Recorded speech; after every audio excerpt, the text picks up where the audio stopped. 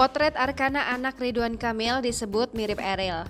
Kehadiran Arkana Aidan Misbah atau Arkana menambah keceriaan dan kebahagiaan keluarga Gubernur Jawa Barat Ridwan Kamil.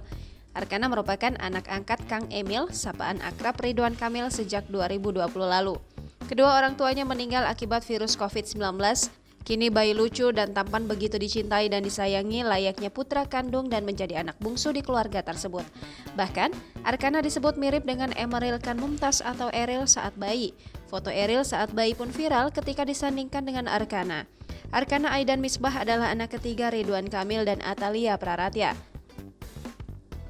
Sosok satu ini diangkat oleh Ridwan Kamil pada tahun 2020 silam. Lantas kehadiran Arkana Aidan Misbah ramai menjadi sorotan. Ada banyak yang menyebut kehadiran Arkana di tengah keluarga Ridwan Kamil merupakan berkat baru bagi keluarga tersebut. Terutama setelah Emeril Khan Mumtaz tidak ditemukan sampai dengan detik ini. Jangan lupa subscribe, share, komen, dan like ya!